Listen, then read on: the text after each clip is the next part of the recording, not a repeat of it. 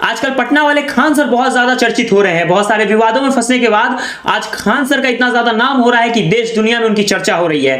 हर news channel पे Khan sir छाए हुए हैं, हर रील, हर व्हाट्सएप स्टेटस में खान सर छाए हुए हैं और कहीं ना कहीं बिहार का हर एक इंसान इस बात को सीने ठोक के कह रहा है, इस बात को सीना ठोक के कह रहा है कि हमें गर्व है कि खान सर जैसे शिक्षक हमारे बिहार में है।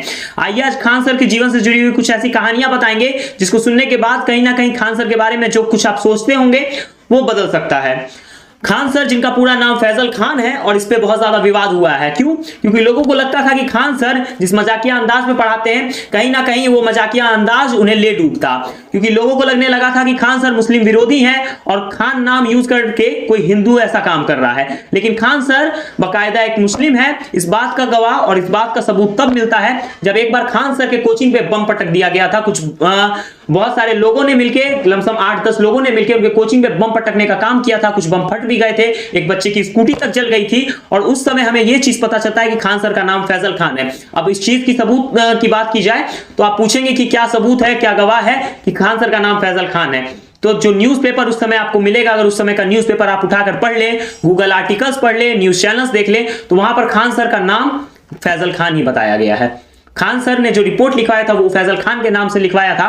बाकी खान सर इसलिए भी अपना नाम आउट नहीं करना चाहते, इसलिए अपने नाम को ज्यादा आगे नहीं लाते क्योंकि खान नाम से वो ज्यादा चर्चित है। अगर फैजल खान बोला जाए तो कहीं ना कहीं जो खान सर की जो ब्रांडिंग है वो कम हो सकती है। बाकी और क्या कारण है ये तो हमें नहीं पता, ये तो खान सर ही जानते होंगे।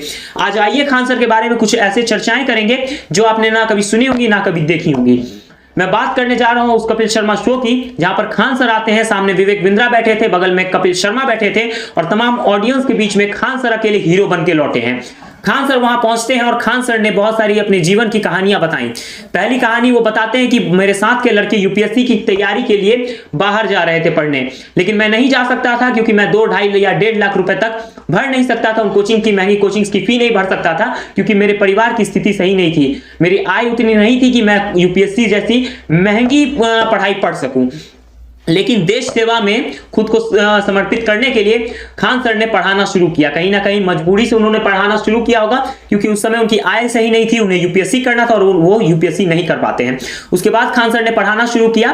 धीरे धीरे वो बिहार की ओर रुख मोड़ते हैं और बिहार के पटना में आते हैं। कई कहानियां हमें यह भी बताती हैं कि खान सर जब बिहार आए थे तो उनके मुस्लिम होने की वजह से उनको बहुत जगह कमरे तक नहीं मिल रहे थे ताकि वहां वो अपनी कोचिंग को सेटअप कर सके। बहुत ज्यादा विवादों के बाद खान सर ने अपने कोचिंग को सेट किया, बच्चों के बीच थोड़ा बहुत लोकप्रिय भी हो गए। लेकिन बदलाव तब आता है जब कोरोना आता है। कोरोना से कुछ समय पहले से ही खान सर ऑनलाइन पढ़ाने लगे थे, लेकिन कोरोना आने के बाद जब बच्चे घर से पढ़ने में दिलचस्पी दिखा रहे थे और बच्चों को मजबूरन घर से ही पढ़ना पड़ रहा था, उस समय खान सर की असली प्रतिभा सामने आती है। वो बच्चों को इतने मजाकिया अंदाज में पढ़ाते हैं कि ना सिर्फ बच्चे बल्कि बड़े भी उनकी वीडियोस देख के एंजॉय करते हैं और बहुत सारा ज्ञान लेकर के जाते हैं।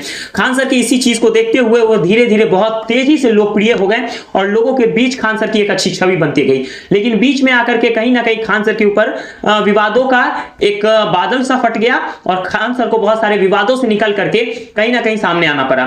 पहला विवाद तो यह था कि खान सर हिंदू है ना कि मुस्लिम, और वो मुस्लिम टाइटल लगाकर लोगों को गुमराह कर रहे हैं। बाद में इस चीज की पुष्टि हुई, बहुत ज्यादा विवाद हुआ, बाद में ये चीज ठंडी पड़ी, तब जाके खान सर कहीं ना कहीं इस विवाद से निकल पाए।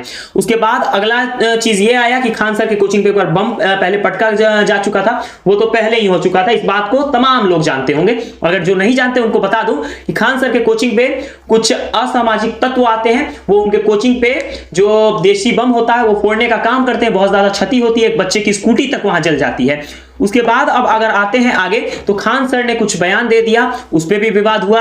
अब उन बयानों को यहां नहीं रखेंगे क्योंकि फिर से खान सर को विवादों में नहीं डालना है। खान सर की एक अच्छी छवि बन चुकी है और उस अच्छी छवि को हम लोग खराब नहीं करना चाहते हैं। तमाम तरीके के विवादों से निकलने के बाद आज खान सर कपिल शर्मा शो में पहुंचे और वहां जाने के बाद 2-3 ऐसी कहानियां बता दी उन्होंने जिसकी वजह से पूरे दुनिया में उनकी चर्चा हो रही है। पहली कहानी तो मैंने आपको बता ही दी। उन्होंने फिर बताया कि मेरा एक स्टूडेंट मुझे तब पैसे ला करके देता था जब वो नदी में घुस के नाव पे बालू लादता था और नाव पे बालू लादने के बाद उस बालू को एक तरफ से दूसरी तरफ ले जाके बेच के कुछ पैसे कमाता था, पाई पाई इकट्ठा करता था और उन पैसों से मेरी फी भरता था। जबकि खान सर ने 2.5 लाख के कोर्स का दाम महज 7,500 रुपए कर दिया।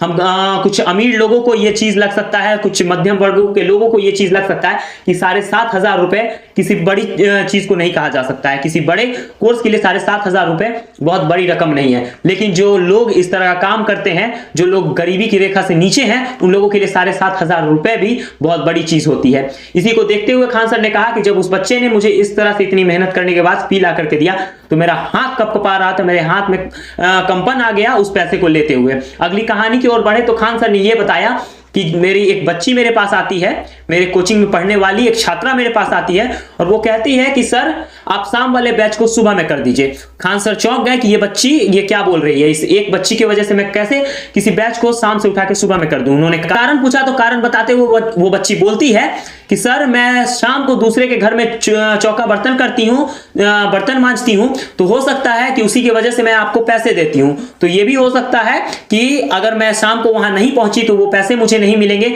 और यहाँ रहने का, आपसे पढ़ने का और तमाम तरीके के खर्चों को मैं नहीं उठा पाऊं। इसकी वजह से मुझे कोचिंग भी छोड़नी पड़ेगी और साथ ही साथ मेरी पढ़ाई भी छूट जाएगी। इसको देखते हुए खान सर का कलेजा पसीज गया और उन्होंने तुरंत ही उस एक बच्ची के लिए सुबह वाला बैच शाम में कर दिया, शाम वाला बैच सुबह में कर दिया। और इसी तरह की कई कहानियां खान सर ने बताई और इसके वजह से वहां बैठे तमाम लोग भावुक हो उठे। अपने मजाकिया अंदाज में पढ़ाने के साथ साथ खान सर लोगों के बीच में बहुत अच्छा संदेश छोड़ करके कपिल शर्मा शो पर से आए हैं, जहां बड़े बड़े फिल्म इंडस्ट्री के सितारे पहुंचते हैं और अपनी फिल्मों का प्रमोशन करके आते हैं। वहां बिहार से निकल के अगर कोई शिक्षक जाता है तो यह हमें गर्वान्वित करने का एक बहुत सुनहरा पल है। बाकी आप देख रहे थे सतर्क बिहार, मेरा नाम है प्रतीक परमार। इस वीडियो को देखिए, अगर वीडियो पसंद आए तो शेयर जरूर कीजिए। जय हिंद।